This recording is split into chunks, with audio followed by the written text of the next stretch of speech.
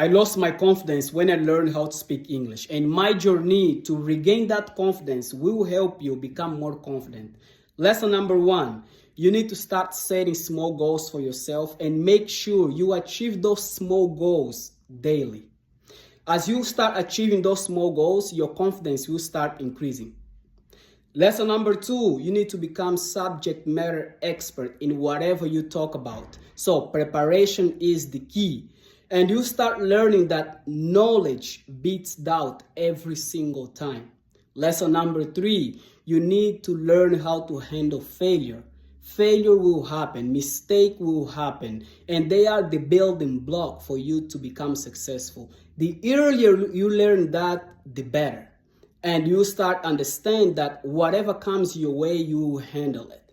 And you start handle yourself differently. You start presenting yourself differently. Sure, you got this.